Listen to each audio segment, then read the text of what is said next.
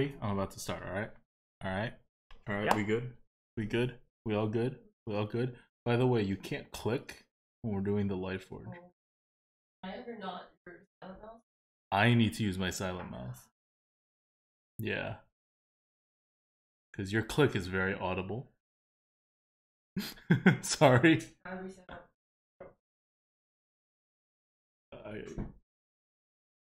Let me know when we can start. Actually, I'm using my laptop. Alright, well, I'm ready whenever.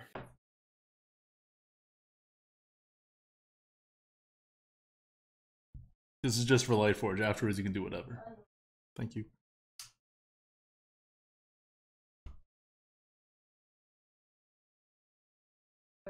Okay, great. So we're ready. 3, 2, 1. Not. I'm lying. I'm lying. Oh keep my holding. God. Keep holding. Keep holding. Nothing's happening. We good? We good? Good? All right. Let's try this again. 3, 2. Nope. Nope. Nope. We not good. Oh my God. We not good. Holy okay. shit. All right. We're about to be good though. We're All getting right. there. You know what? Since we're doing this, I'm just checking. You have Audacity on, I right? do. And you're I gonna do. click I'm about to record. click. I'm about to click record. All right. Okay. Let's go. 3, 2, 1. Welcome to the Lightforge. This is Adbukta. This is Merps. It feels like it's been a pretty long week, but we are 1 week closer to the release of Rastakon's Rumble. And yeah, lots of new cards, lots of stuff to talk about, especially after our huge rant last week. You know, there's been like 80 cards revealed. Yeah, I think it's 74. No, 79. Ooh, Yeah, there's like 80 cards revealed out of like the 130 that we get. Like my mind is so like mush right now, and not just because I literally just got off a bus, scrambled into a subway, got off the subway, scrambled into my apartment 5 minutes ago, and we're starting this now. But also because there's a lot of cards. And it means we have a decent picture, actually, I think, of what Rastakhan is going to be like flavor-wise, at least what Blizzard intended. Obviously, as usual, we don't have a ton of the neutral commons and rares revealed, so there could be other game-changing cards. I know we were ranting about, like you said, the Scalper last week, and so far, no other card has been similarly influential that they've revealed, but who knows, right? There could be more. But still, it means I feel like we have a pretty good picture of some of the themes coming up. Yeah, definitely. You know, since our rant on the Overkill, kind of, you know, the Boogeyman Ticket Scalper, they've released just basically one Overkill card that makes you feel kind of bad, which is a Druid exclusive card. So that will not be as problematic. And, you know, we have some other Overkill cards which have come out where the effect is much smaller. So I'm a little bit more okay with that. Am I okay with Overkill as a mechanic? No. In fact, like the more I see of Overkill on minions, the more unhappy I get. But It's thankfully, terrible. It's terrible. Yeah. And by the way, to all the people out there, and I know there's a lot of people, a lot of good people too, who think Ironhide Direhorn, the Druid card that's 7 mana 7/7 Overkill, summon a 5/5 Ironhide Runt, and it's also a beast, which is important because Druids are going to start doing things with beasts again. What? But not in Arena. So Ironhide Direhorn is 7 mana 7/7 with the Overkill for to summon a 5/5, not draw a 5/5, just like summon a 5/5 straight out. And so a lot of people are like, "Oh my god, this card is crazy."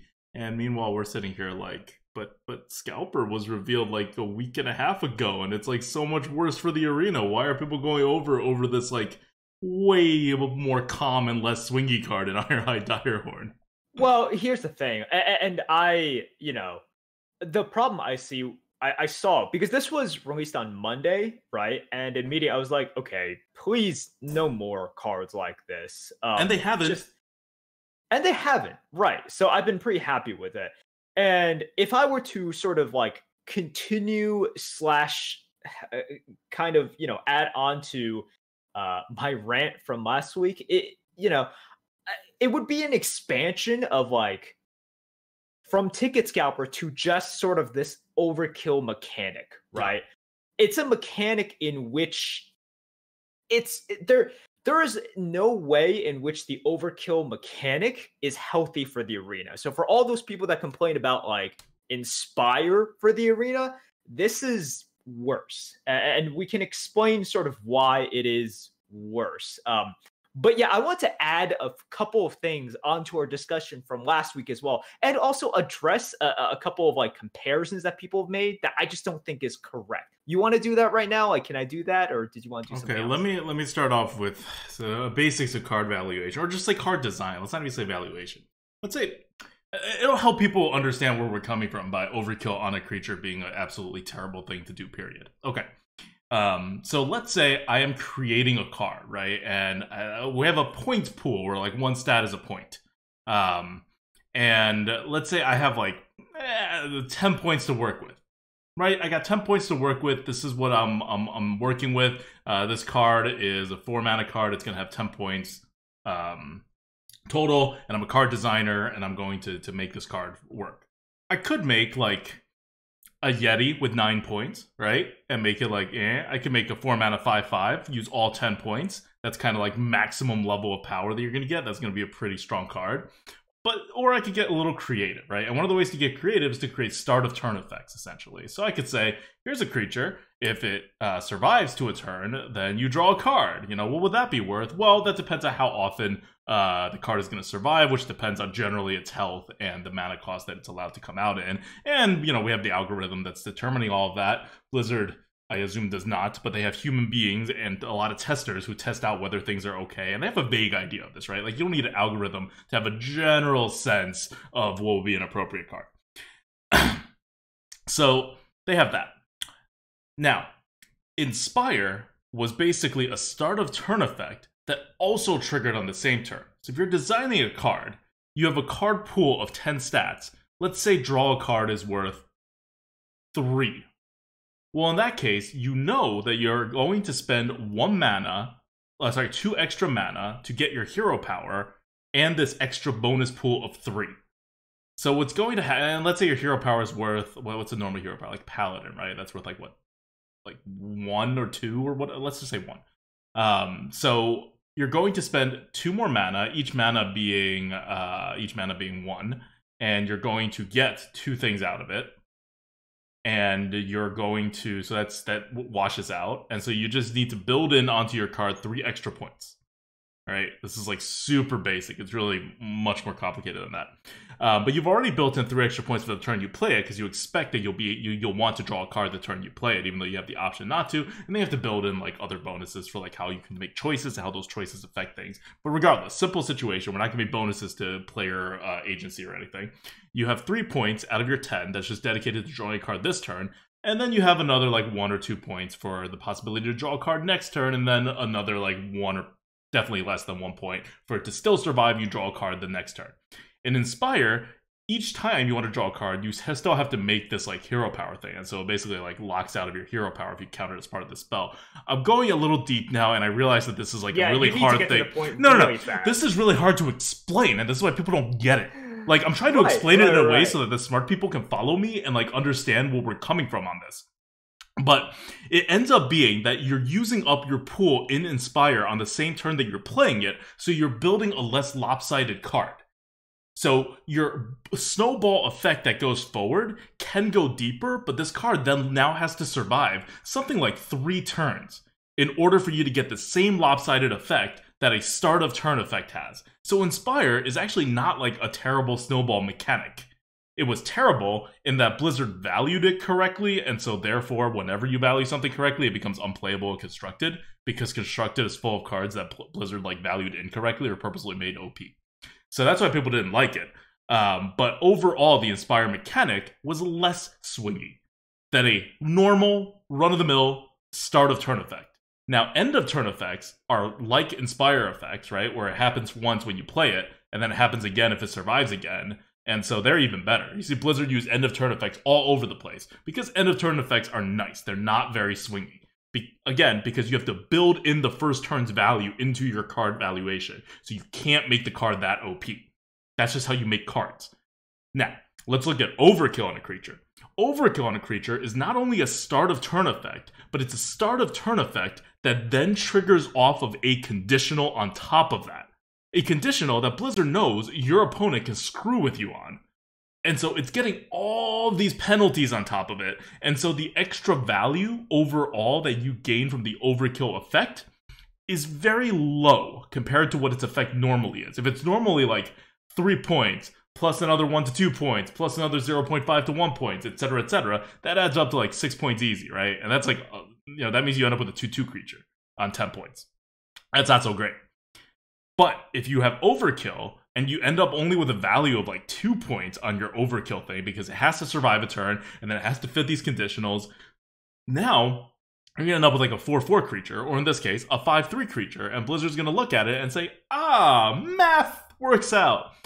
But what it doesn't work out is that if it hits in that one hit scenario where if it hits even once, it's already getting the disproportionate value that a Inspire card or a start of turn card, and definitely not an end of turn card, can never, ever, ever, ever be created to do.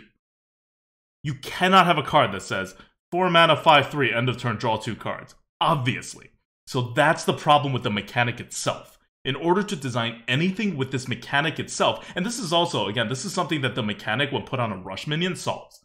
So that's why you don't see us like complaining about any of these overkill mechanics on a rush creature, because it's already like built in, right? You're already getting the effect once. But on these creatures that just kind of like stand there and do nothing and then have an overkill, it's like the most terrible version of a start of turn only effect that you can possibly create. And that's also why the swings are so huge. And that's also why Blizzard can justify the swings being so huge, because it triggers so rarely, quote unquote. But again, this is all coming from a constructed framework of card balancing. So in Arena, it doesn't trigger that infrequently, it actually triggers quite frequently, and the swing remains ridiculously big. Right. So, okay, let me try in my best possible effort to explain that like the audience is 5. No offense to you guys, audience. So in this way, if you're comparing, let's say, okay, for 4 mana, right, which is what Ticket Scalper is. For 4 mana, you play 4 mana, and let's turn the cards into dollar values. You're supposed to get $1, right? Let's just say that. You're supposed to get $1. Now, whenever you have something like an Inspire mechanic, or an end of turn mechanic, essentially you're supposed to get $1 with 4 mana. Now, for 4 mana, whenever you use these existing kind of effects that Adulta has talked about, the card itself, it's worth like 60 cents, and then the Inspire / end of turn effect is like 20 cents. Like let's say, for example, right?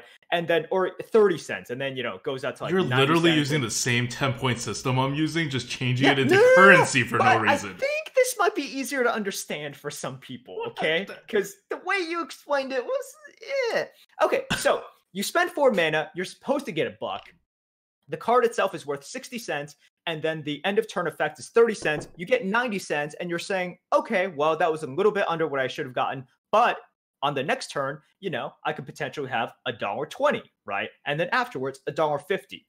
The problem with overkill is you're supposed to pay 4 mana and get $1. The card itself is worth 50 cents or like 60 cents. And it says, if you survive until the start of your next turn, you get $2.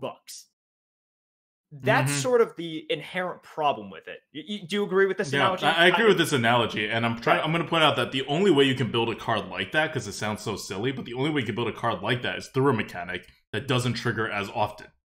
Which is the problem with Overkill, is that it doesn't. Everyone's like, oh, but Overkill only triggers when you attack with it, so it's not that good. And we're sitting here like, that's exactly why it's problematic. Like, you're not pointing out something we've overlooked. It's more like you're pointing out the central core of the reason why this whole mechanic sucks. Because if you didn't have this mechanic, you can't build a card for Merps's $1 or for my 10 points that works, that like swings it so hard.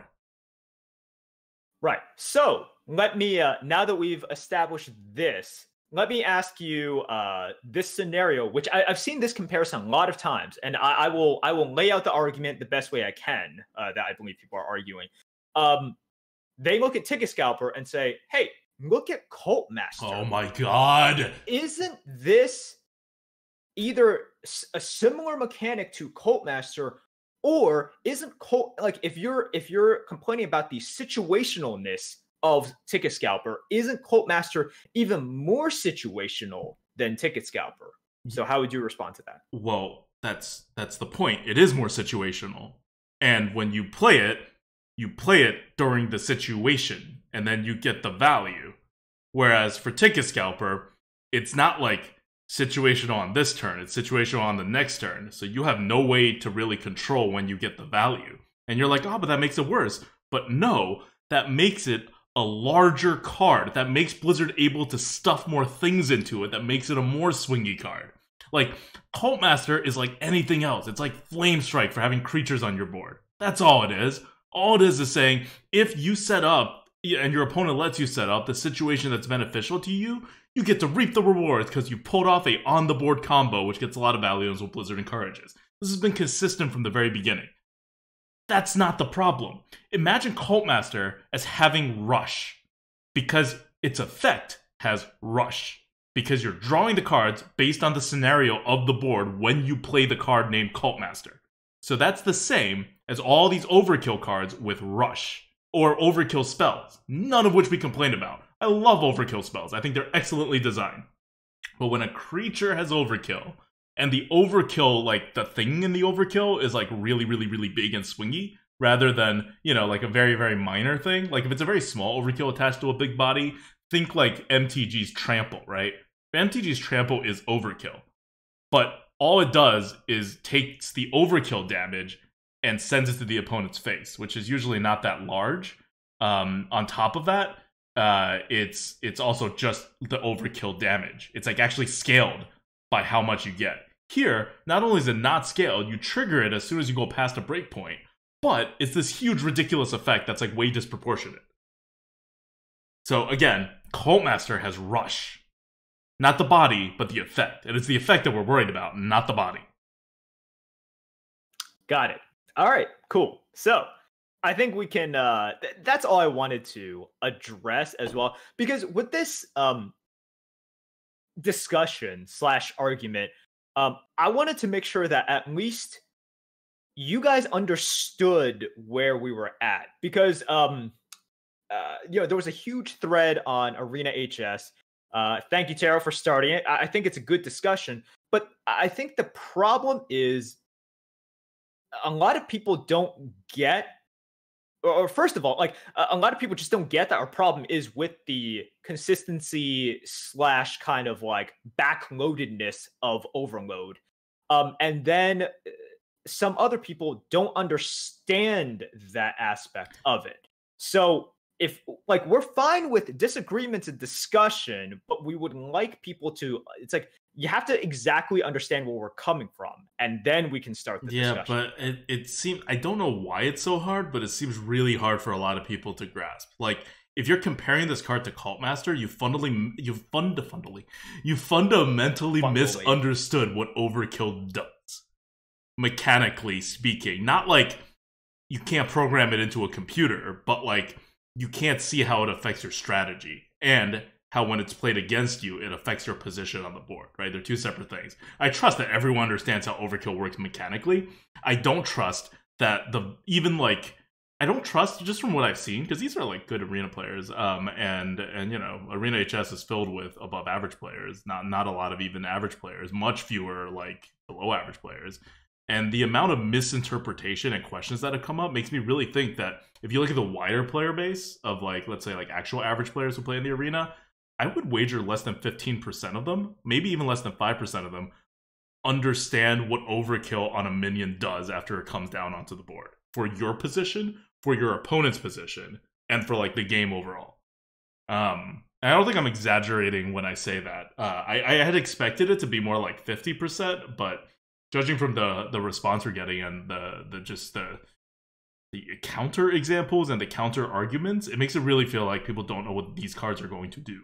You heard it here, guys. Daddy Adulta is disappointed in all of you. I'm disappointed in somewhere between 85 and 95% of you.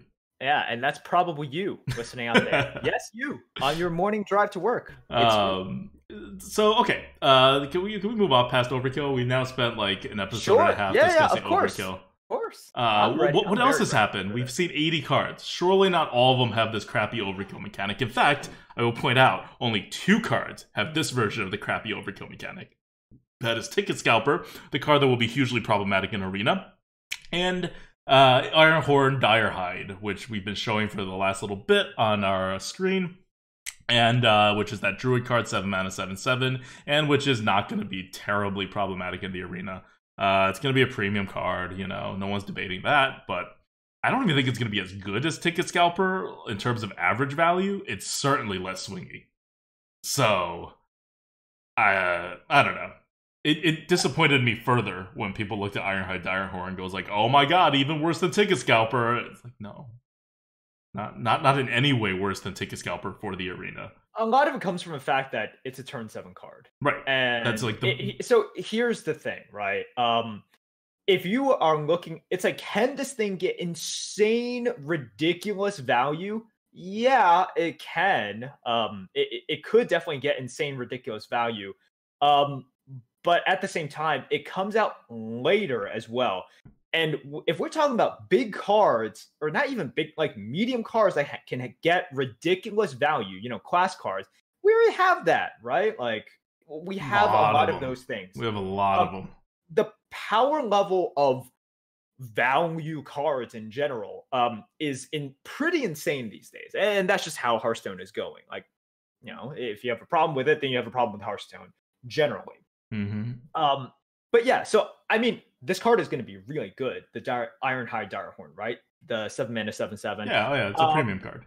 But yeah, in terms of problematic, so I don't want people to think, you know, listen. Well, it's also not going to be as good as Ticket Scalper. It's like failing on all levels. Like, I think it's going to be good, but not as good as Ticket Scalper, and it's going to be way less problematic in the Arena because it's a 7 mana card. Right, and also, you know, Ticket Scalper is a neutral, right? Yep. So you're going to see it everywhere. Impact in terms of, because in order to be problematic, its impact has to be bigger, which means most of the time it has to be a neutral card. Ticket Scalper, not Ironhide Direhorn.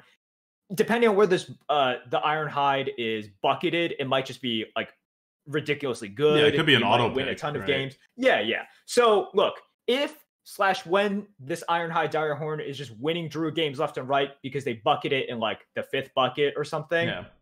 But if the Scalper and Ironhide Direhorn, for example, are both bucketed in the 2nd bucket, just to like give an example, the Direhorn's not going to be problematic in the 2nd bucket at all. The Scalper will be. Yep. Definitely wouldn't affect me when I continue to go face. And also, if they drop something on turn 7 without taunt or heal, I win. What use is extra 5/5s when they don't have initiative? Huh? Oh, they get to enjoy those 5/5s when they see their face explode. It'll be great.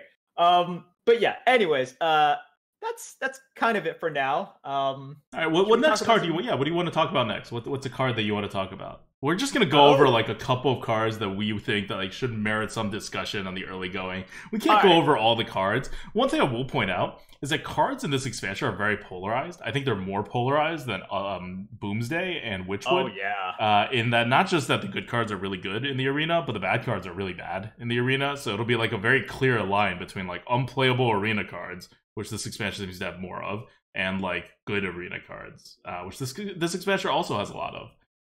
So I just want to throw that out there. So a lot of these cards, even later on, like when you see in our next week on Sunday, we're going to be doing the card valuation stream, and you will see us kind of just maybe, I don't know, maybe we'll spend a good amount of time on it, but it'll just be a lot of why this card is not playable in the Arena, because it's like, you know, can I talk about a general observation I'm seeing? So, and this is the tail end of the Boomsday meta, and also with how these cards are looking.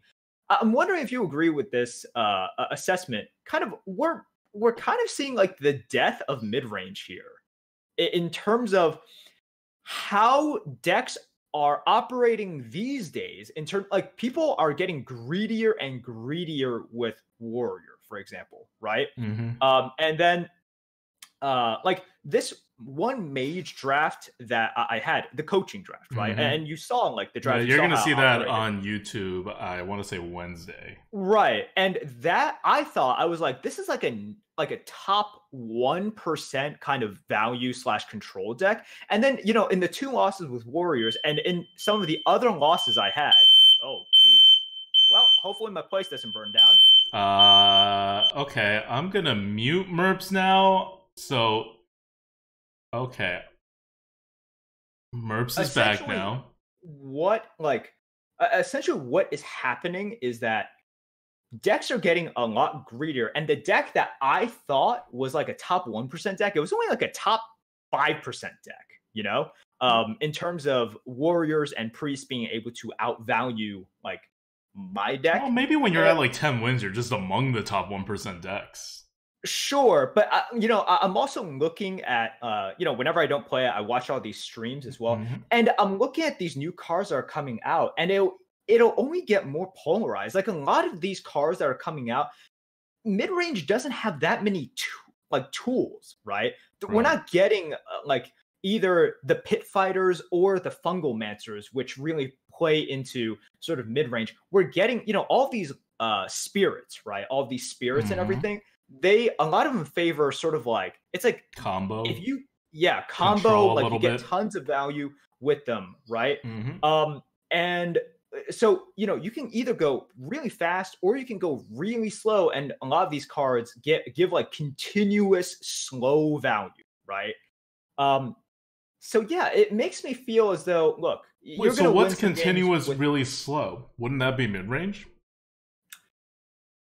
I think much slower and more focused on kind of like not the mid-range that we know now, because I understand what you mean. Mid-range is always like sort of it's relative, right? It's a very relative, but I think the mid-range that we know throughout recent history, that's kind of gonna die off. Like you're gonna be like super duper control, and then a little bit less super duper control, which will settle into the new mid-range, right? Yeah. Like mid-range will always live because it's always relative. Yep.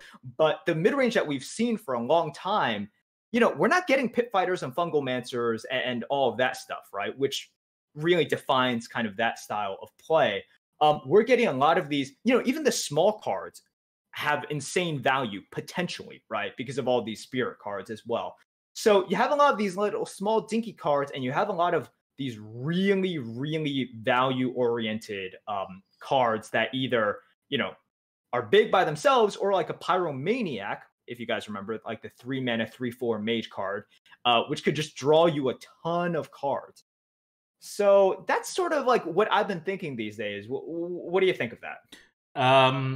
I think the reason for it isn't just the type of cards that are being released. It's more like the bucket system is what's killing mid-range, because when you have the bucket system, you can expand more towards aggro, you can expand more towards control, and what mid-range used to do is kill aggro in a way that control couldn't. Like if you play control and you faced aggro, you died. And now if you play control and you face aggro, you get to pick all of these nice 3-mana, 4-mana, 2-mana control cards that make it so, and I'm talking about like Tar Creepers, I'm talking about Stonehill, like it'll get you to where you need to go in the late game, but it's not mid-range, because they're not actually very good tempo. They're just like kind of like stalling a little bit, preventing your opponents from hitting to your face, that kind of stuff. And so when you're allowed to pick those cards, when those cards do exist, then your control is going to get stronger, because your control can also take care of your aggro. And then what's the point of making mid-range? Like, sure, your mid-range can still take care of the aggro, but it's always going to lose to control anyway. And control now takes care of aggro and takes care of mid-range. So what's your incentive for drafting mid-range? And, further to that, what's your incentive for drafting aggro? It gets beaten by everything. Although mid-range barely exists anymore because everything's control now. So you can still sneak in some wins in there with aggro. But your aggro has to be like tight, right? Your aggro has to not give your opponents any chance to breathe, or else you just become mid-range and you're like bad again because of control. it's crazy. But we're at the point now where it's much easier to draft a control deck than a mid-range deck. Yeah. Oh yeah. Like much easier. I can't believe like that should just be kind of wrong for unlimited like format, right? Like it feels like that should just be wrong. But with where we're at right now, so much easier. Like well, especially I'll say this: it is wrong. It's wrong because Blizzard hasn't balanced Warrior because Warrior is not micro adjusted. Like, I know I keep saying this, but no one seems to think this is a problem. Which is weird because Blizzard just left. I've seen people. Like, let's give them some credit. I've seen. Have you? I haven't. Yeah. Because Blizzard literally just left the top class untouched for like almost 6 months now. And because it's Warrior, no one's complaining. How about, like, instead of, like, Arena Warriors matter, Arena other classes matter? Like, no one seems to care because they haven't seen Warrior dominate ever. And now it's dominating. And they're like, this is nice. But balance is balanced. Just because you're giving the little guy so much power that the little guy's now the bully, that doesn't make things balanced. You know? Like, this is what I feel like, back in the day, when the gay kid is bullied in high school and it's like, and then like things shift and now a gay kid could potentially bully like the jocks or something, right, through like social media and whatever, and that happens in certain schools and you're like, okay, that's not good either. Like you want to come to the nice middle area just where no one's bullying each other, or they're all bullying each other equally. Either way, it's balanced. You don't want to like, sure, we feel less bad for certain people than others, but that's our failing, right? As people, that doesn't make it a balanced world to be in and to play. Yeah. So okay, look, let's not jumping off or continuing on that analogy, but yeah, I've seen people complain about micro adjust as well, and I think it's just because there's other things here, and maybe some people are like, okay, well, it's a known issue, right? It's a known issue, and it's kind of been known for a while, so it's not like anything new. And it's hard to, rally around micro adjust, like how people rally around MCT or rally around vicious fledgling. It's like, I hate the fact that these are more than the 5 to 10% that they were advertised to be, and therefore here are the consequences. It's a little bit tough.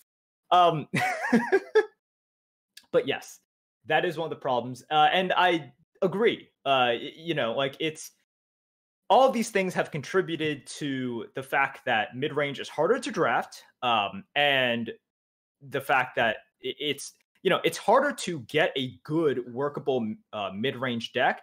And the fact that mid-range is getting less and less tools, right? Like the tools for mid-range are the pit fighters. Fungalmancer is a good tool as well. I mean, Fungalmancer is good for like a lot of stuff, but it's especially good for mid-range. And within this expansion, we're not getting those tools. So anyways, you want to start talking about cards? Yeah, I had started this by asking you to talk about a card, and we haven't quite gotten there. All right. I'm getting in. Okay. In. Let's talk about Saronite Taskmaster. Okay. We're starting with the neutral. Yeah, neutrals. Okay. Saronite Taskmaster. This is an extremely interesting card. It is a 1-mana 2/3. Flashbacks. With a death rattle. And the death rattle, instead of saying give your opponent 5 health, is saying summon a 0/3 taunt for your opponent. Yep.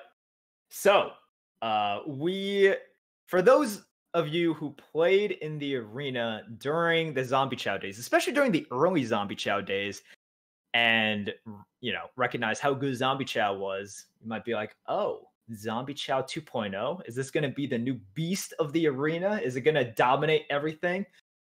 No, it probably isn't. Probably isn't. And I think you agree with that, right? Yeah. I mean, Zombie Chow wouldn't dominate the arena these days. So, I know, right? The worst version of a Zombie Chow certainly is not going to come anywhere close to dominating the arena these days. I mean, ultimately, it's going to be a pickable card. You're going to see it. It's not going to be a premium card, I don't think. We haven't run it through the algorithm yet, but I'm pretty sure it's not going to be a premium card. and it like the O3 taunt just allows your opponent to set up so much. That's not like heal your opponent for 3, maybe 4, right? Which in and of itself would make it better than Zombie Chow, which if your opponent didn't get hurt yet had literally 0 downside.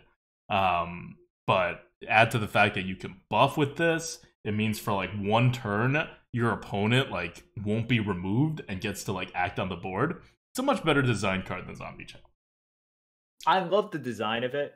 You know, it's great, and this like just the fact that it's your opponent only gets a taunt after this thing dies.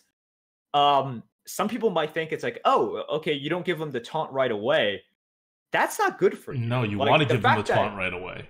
Yeah, you want to give them the taunt right away so you don't have to worry about it. The worst thing is, you know, when all this plays out, they kill your Taskmaster and they gain the O3 taunt, and suddenly at least one of your mid-size attacks has to be devoted to getting rid of that taunt. That's really annoying. And this is why, you know, like something like the O3 taunt, it's one of the reasons why something like a Giggling Inventor was so good, right? Mm-hmm. Not saying like an O3 taunt is just as good as Giggling Inventor, but like I think you guys have seen by now small annoying taunts that stop you from resolving the board as fast as you want and giving your opponents the chance to respond. That punishes you a lot more than you might think it does. Yep. Or you guys probably know how much it punishes you now that you've seen Giggling Inventor. It punishes you a ton, like a lot.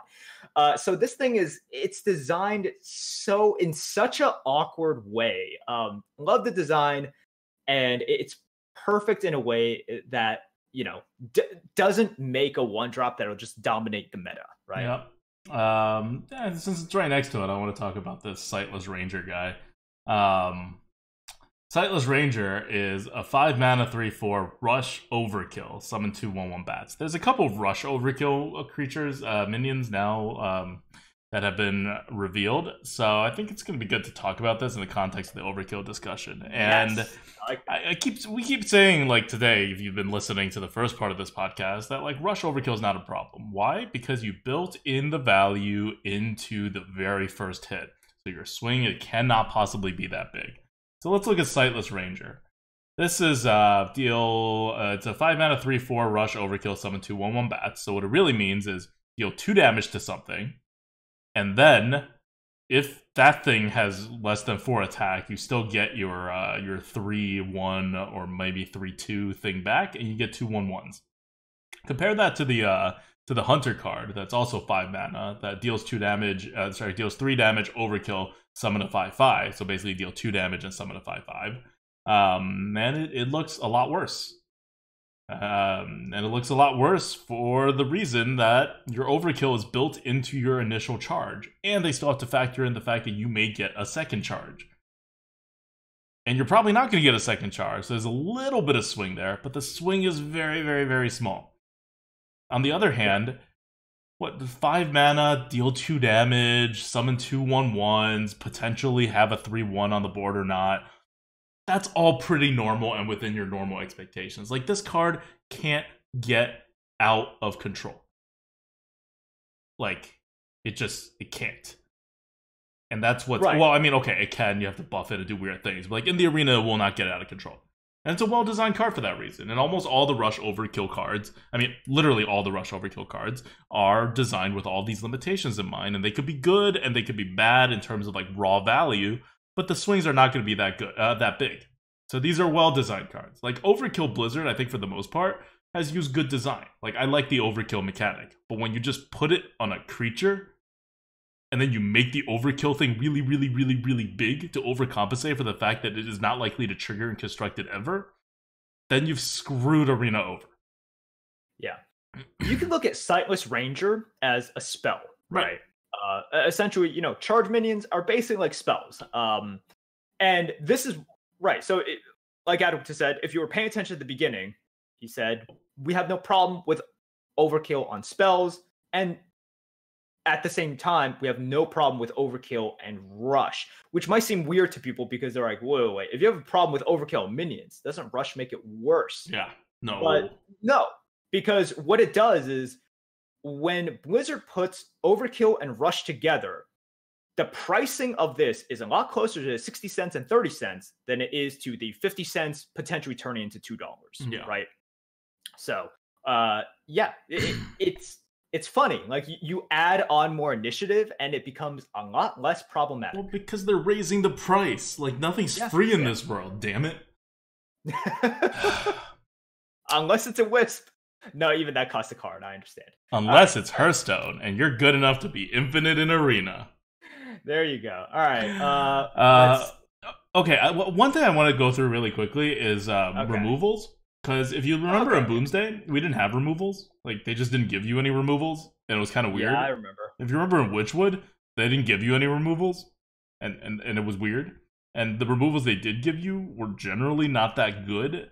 I mean, okay, Super Collider aside, the other removals were all kind of like, there wasn't a lot of them, and they were slow. Well, that's all done with.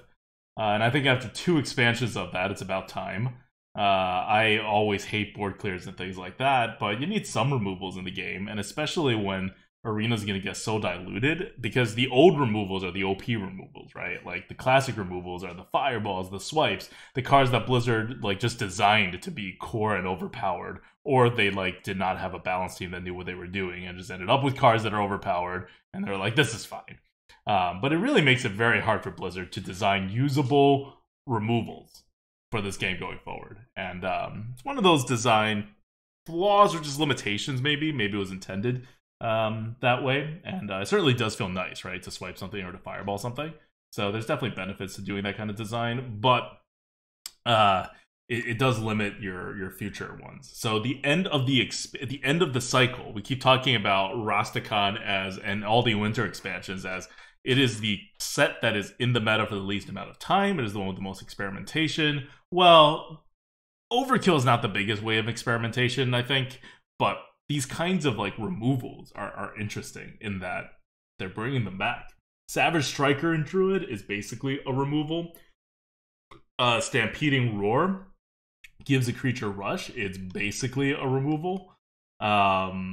That's just Druid, and that's only of the cards we know. Baited Arrow for Hunter, we've talked about that. That is a removal. You have Spring Paw, which we've also talked about before. 1 mana, 1/1 rush. Battlecry, add another one in your hand.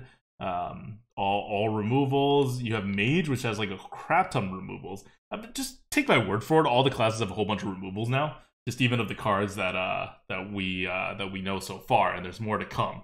So this is going to be a removal heavy, not like a removal heavy meta, because again, we don't know if there's offering, like what the offering odds are. We don't know how the bucketing is going to be. We really don't know, right? But at least there will definitely be more removals than there used to be. Like no matter how they're bucketing these things and what the offering odds are, right? It's going to be at least more. Even how noticeable is a different story. So I'm not going to go over all the classes. I'm going to actually stop on Mage, because Mage has some of the more interesting ones, and it has 2 that's focused on hero power. It actually has 3 cards focused on hero power. Pyromaniac, 3 mana, 3/4. Whenever your hero power kills a minion, draw a card. So now your hero power basically turns into a Mortal Coil. Daring Fire Eater, 1 mana, 1/1. Battlecry, your next hero power this turn deals 2 more damage. So basically that's a 3 mana, deal 3 damage, and get a 1/1 out of it, which is a interesting way to make this card. And then Spirit of the Dragonhawk, 2 mana, 0/3 stealth for 1 turn. Your hero power also targets adjacent minions, basically turning your hero power into shooting stars. These are pretty interesting cards, and you may not think of, well, Pyromaniac aside, you may not think of Daring Fire Eater as Spirit of the Dragonhawk as removals, but they are removals. They're changing your ping into a much larger removal, and potentially, in the case for Spirit of the Dragonhawk, for at least 2 turns, right? And potentially even more turns after that. And this is all stuff that we haven't touched on for a while now. It's going to be interesting to see it in the meta. And you have your 2 other Mage cards. Arcanosaur, 6 mana, 3/3 elemental. Battlecry, if you played an elemental last turn, deal 3 damage to all other minions. So that's kind of crazy, as far as the large removal goes. And then Blast Wave is 5 mana, deal 2 damage to all minions. Overkill, add a random Mage spell to your hand. Again, you trigger the overkill every time you kill a minion. Yeah, even if it's your own minion. Yeah. So they're all very interesting cards, and they're all removal, right? That seems like a lot of removals for Mage. Out of the 1, 2, 3, 4, 5, 6, 7. Sorry, I can't count 6. Out of the 6 cards, non-legendary cards revealed for Mage so far, 4 of them are removals. Right. And this is consistent with what we see nowadays. Blizzard seems to be very hesitant to print kind of like the Doom or Dragonfire Potion or Fellfire Potion, those kind of things, right? Once again, MSG, right? Like the expansion that just messed everything up. Yep. And what they're trying to do is like have a lot of small ticky-tack things in which you can't just rely on this one removal. Like you need minions plus this removal, or like, you need for them to play into it. And they don't want this one big AoE to be a catch-all, right? Yeah, unless you're the rogue and it's not a big AoE, but they got a 4 mana assassinate now. Yeah. So walk the plank is fun. 4 mana, destroy an undamaged minion. You know what? It just goes to what rogues do, right? Yeah. You put down one big thing, it's either going to get sapped, assassinated, or it's going to walk the plank now. Walk the plank, to Vile Spine, Kidnapper. Like, let's just say Envenom Weapon. It's just not going to live. Right. It's like, and you know what? I'm fine with stuff like this, which doesn't change the way that you play against the class at all. Yeah, exactly. Right? Like, it just makes Rogue more powerful, right. Which is clearly what Rogues need. Yeah, so you look at Walk the Plank, I'm like, whatever. But when Rogues had that card that dealt 2 damage to all undamaged minions. Oh my god. Yeah. When Rogues had that card, I'm just like, okay, this is it. It's over. Like, you can't give classes something that they should not have, right? Mm-hmm. Anyways, I also want to talk about Mage because one thing I always look for in every single expansion is, does this class have inter-class synergy within the expansion, right? Does this expansion, it's like, is it sort of piggybacking on a vague concept that was there before, and then, constructed classes are able to build upon it? Or is this sort of creating a new thing by itself, and because of that, it has to create a lot of support for it, right? And with Mage, you're getting a lot of support for these this hero power, right? And depending on how they bucket it out, but this is also why I really like Spirit of the Dragonhawk. In terms of all you have to, because Arcane Explosion is a good card, right? Shooting Stars. Yeah, Shooting Star is a good card. And Spirit of the Dragonhawk kind of gives you 2 cracks at it, right? You can get 2 cracks at it. And like Daring Fire Eater by itself is a decent card, right? You play, it's like a Frostbolt with a 1/1 that is attached to it. It's a totally usable removal, right? Like, you take any removal, you deal the same amount of damage as the mana you spend and get a 1/1, you're good. Right. Pyromaniac, a 3-mana 3/4 by itself, got value in the arena, and oh my gosh, that passive sort of power to it, right? Yep. So you take 3 cards that by themselves are pretty good and draftable, and then you say, well, if you have these together, oh my gosh, it's just, if you just have 2 of these together, and then, there are times in which you're going to have like 2 Daring Fire Eaters plus a Pyromaniac, or all 3 of these in your deck. So cards that are independently good and also heavily synergized with each other within an expansion, I'm just like, all right, this could definitely be a thing, right? Mm-hmm.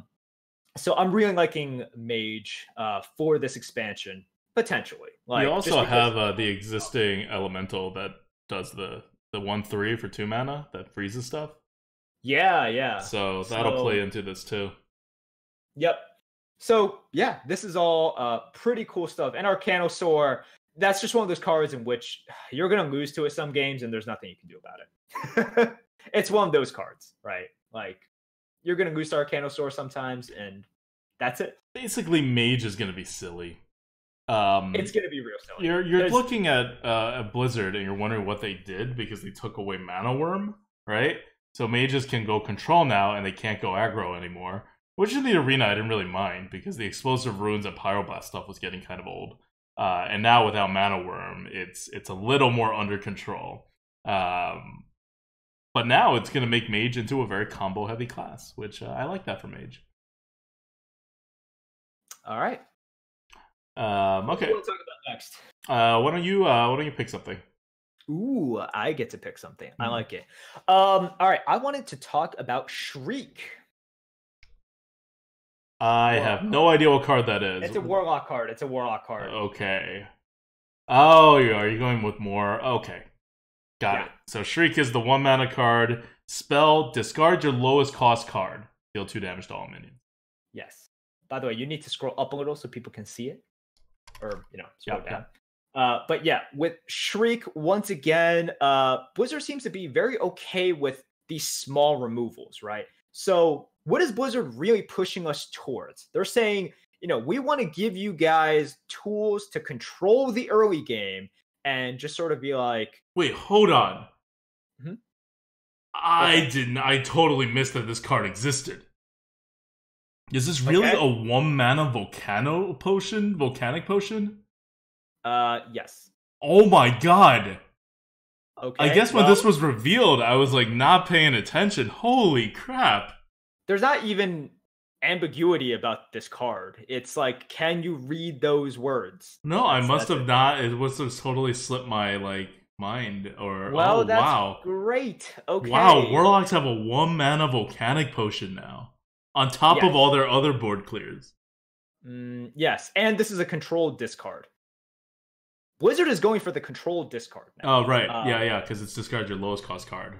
Yes, which might not be great. Like, Warlocks have really good low cost spells, right?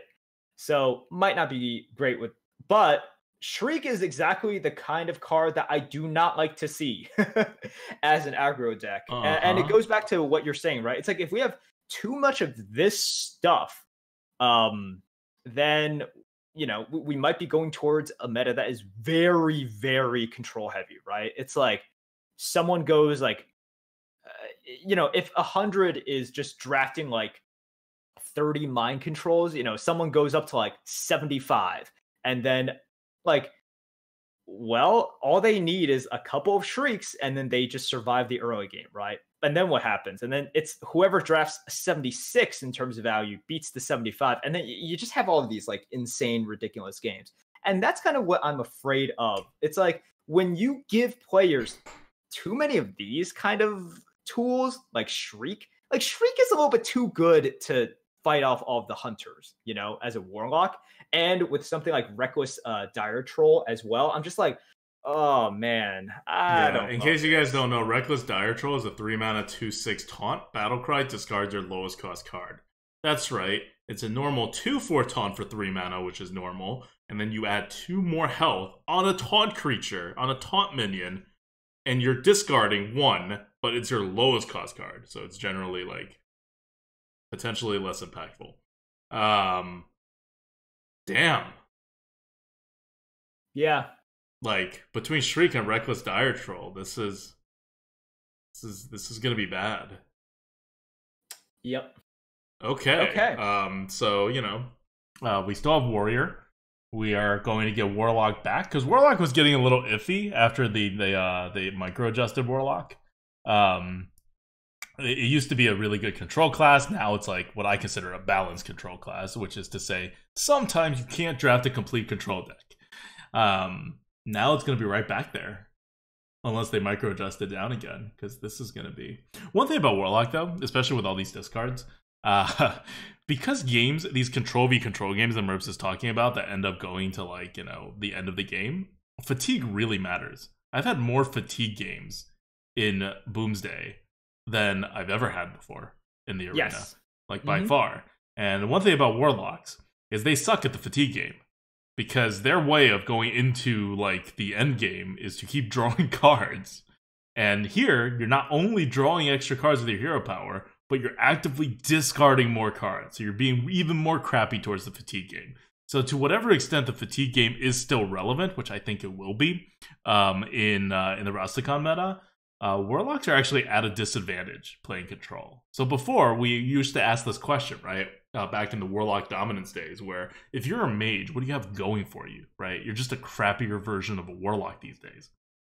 If you're trying to go that like control route, because you're not going to have the card advantage that's going to carry you through the way Warlocks do, even if you do end up getting all the removal. Well, now all you got to do is make it to the end of the Warlock's deck, and you do have the card advantage over the Warlock. Yeah, I've seen Warlocks routinely lose against Warrior. I mean, everyone routinely loses against Warrior, but the way that they lose is just so sad.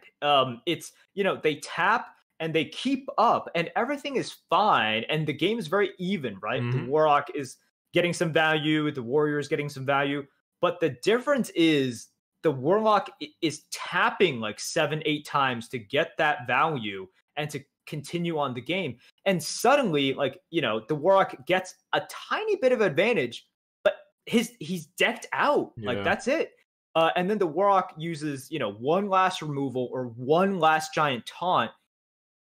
And yeah, the Warlock, which has tapped all these times and try to, you know, keep up, just loses, right? It's like one Super Collider, or like, and a couple of Tar Lords can do that to a Warlock. And I've seen that. Like, I've definitely seen that. And I don't know if it's just something that Warlocks need to do to respond to it, or if that's just sort of the state that they're in. Like, they draft a little bit faster than Warriors. I think they have to, or else what do you do with your hero power, right? Like, it's just a built-in class thing where you're not in attrition deck to that degree of attrition, right? You're like a mid-rangey attrition deck. You're not the super endgame attrition deck where you actually need to start generating cards. Yeah, and that's fine. I mean, Warlock should have some weaknesses. Next topic, I want to talk about Warriors.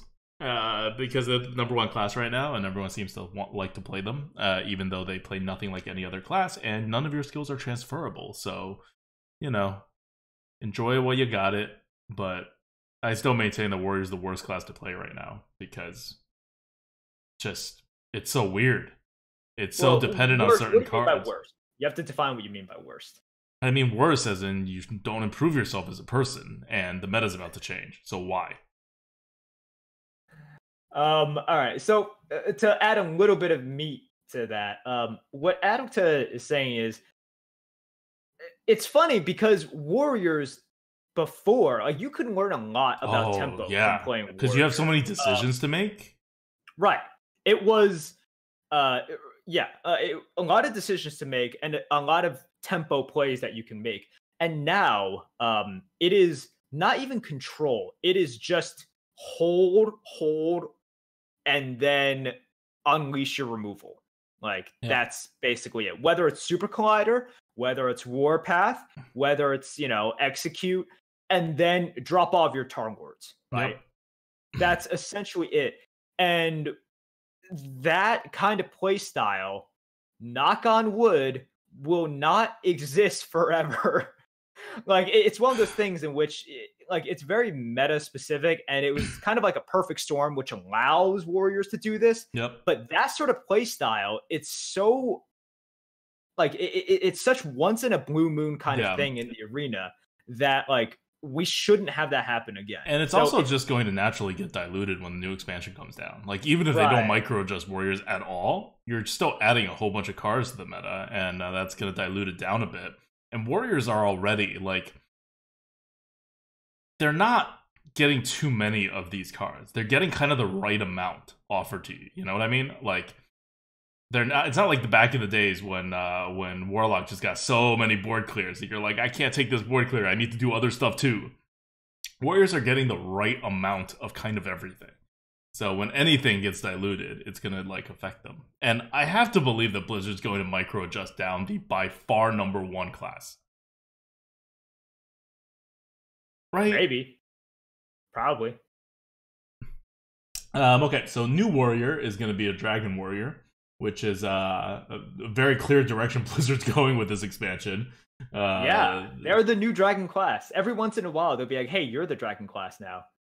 And now it's the warrior. And the warriors have... What I like about the warrior is that these cards that they have, like Emerald Scale Drake, 5 mana, 5/5, Battlecry, if you're holding a dragon, gain 5 armor. It's like, whatever. Smolderthorn Lancer, 3 mana, 3/2, Battlecry. If you're holding a dragon, destroy a damaged enemy minion. Again, whatever. These are not like terribly amazing like kind of cards. They're not things that do stuff that warriors didn't do before. They're just higher tempo ways of doing good normal warrior things if you happen to have a dragon. So I think they're very well designed cards. They're not going to be great in the arena. I don't know how many dragons are going to be in this expansion because, you know, we don't know all the cards in here. But I don't think it's going to get to the point in which these cards are going to be super powerful. But I do think, even right now, right, especially with the bucket system, you get to pick your cards. You're going to get enough dragons that you can build a dragon warrior deck. I don't think that's a problem. I think it'll be pretty easy to build a dragon warrior deck. I think it will be pretty unclear what advantages a dragon warrior deck actually gets you. But that's kind of like a different story, right?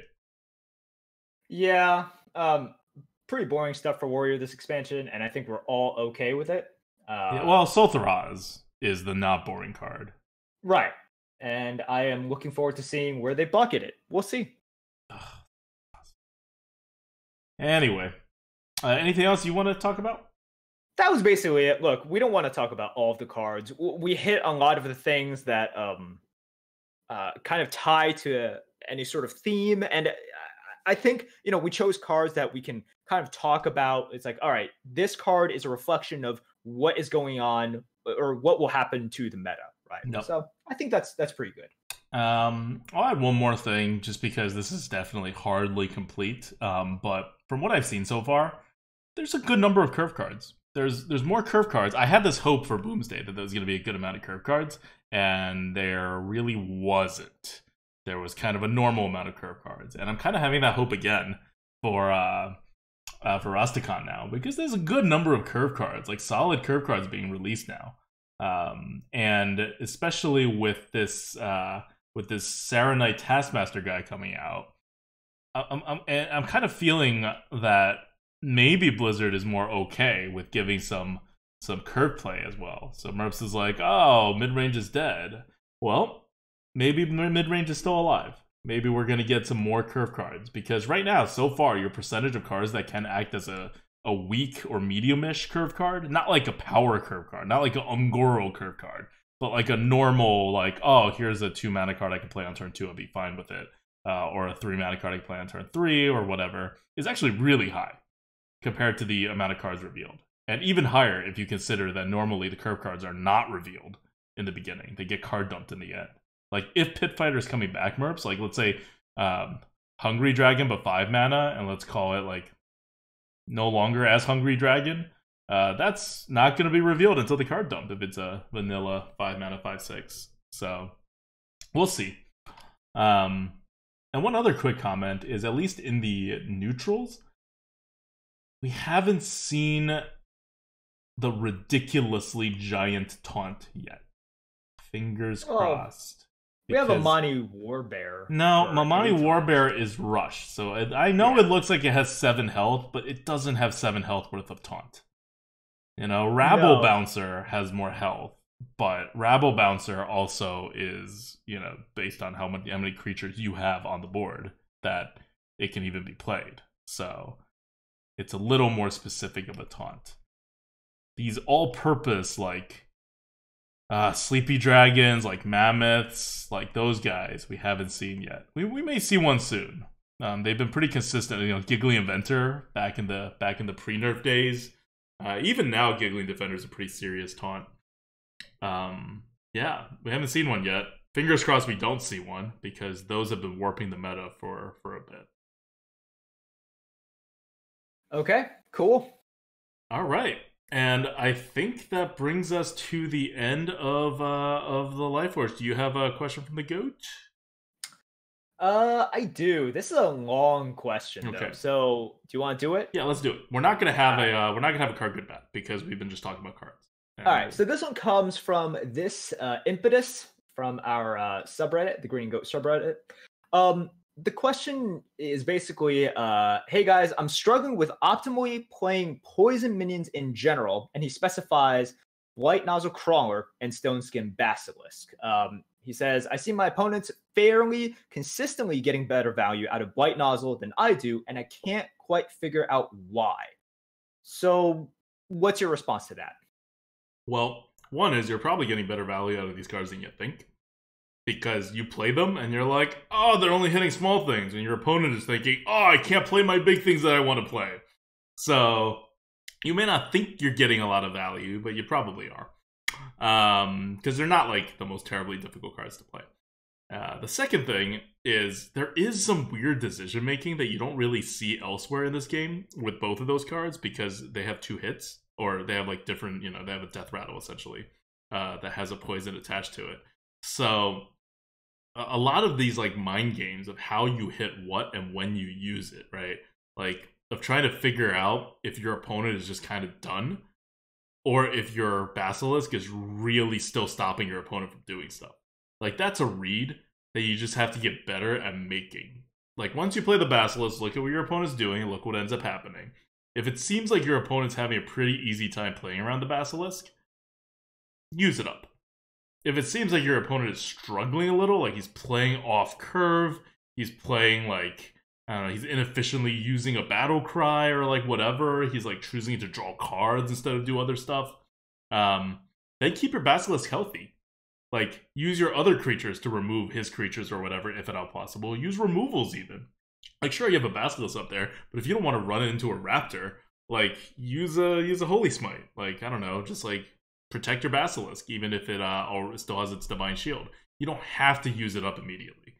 And a lot of what you do wear to these cards is based on your read of your opponent. And the read sometimes comes before you put the Basilisk down, especially later on in the game. But on turn 3, a lot of times it comes like after you put it down. Then you start getting your reads. Because it's a really good turn 3 play, no matter what situation it's meeting up against. Yeah, I would say with cards like White Nozzle and with Basilisk, this is when your reads matter a lot, and not just reads. So when I say reads, a lot of people tend to think of it as like, oh, I know exactly what cards are in their hand. A lot of reads are more general. Be like, it seems to me he's struggling with this sort of board, or he's struggling with kind of doing this, right? Like, let's say small removal, or he's struggling with, producing minions from his hand. His hand is more reactive. This is like poisonous minions are when your reads that like are much more valuable. So number one, like, and then, you sort of want to define what the poisonous minion does for you, right? At that point. And number two, you want to play poisonous minions in a spot in which it adds more diversity to your board in terms of, so like with Blight Nozzle, or let's talk about Basilisk first. Basilisk, it has a Divine Shield, but it has very low health, right? So, if you're able to put something with high health and then a couple of like small things and then a Basilisk as well, it puts your opponent in a tough spot, right? So think about all of these factors. Like, what are your reads so far? And then on top of that, does adding a poisonous minion to your board diversify the threats that you are putting out there such that it's hard for your opponent to deal with your entire board in one turn, right? Because that's the fear that you have most of the time. It's like, as long as they don't deal with it in one turn and you have the advantage, you should keep the advantage. That's like just a general rule in Hearthstone. So what you want to be able to do is say like, okay, well, you can't, or the chances of you AoEing me and clearing something big is really low, or actually impossible, given that like what the class has. So those are the kind of situations that are possible with poisonous minions, and then you want to try to get into those situations. Yep. All right. Well, that's Question from the GOAT, brought to you by our Patreons at patreon.com/grinninggoat. Thank you guys so much for your support, really. And one of our, every, I think like 3 months we do, or maybe 4 months, we do a drawing and get a Patreon coaching. And the last one from Trash Bear Bites went 12 wins on an epic 6-hour run. Literally 6 hours with Merps, and that'll be on YouTube's on Wednesday. So check that out. I mean, or don't, because I don't know how much the editing is gonna cut that down. Maybe to like 4 hours, but it'll still be like an epically long. Probably not even, because you guys are discussing things all the time when you're doing like a coaching session. At least for like the first 10 games, and then the last games, I just got too tired, and I was like, I'm just going to think. And it sounds bad, but I was like, okay, there's no more teaching. I just got to get to 12, and that was it. And then to it was bed like, after 1 a.m. I know. I'm like, all right, I'm gonna go into the think tank, and then with like 25 seconds left, I'm just gonna tell Ben what to do. But he still got a lot of value in all the teachings from like the first 10 games. Yeah, and you can too. Check out our YouTube on Wednesday. All right, that's it for the Lightforge.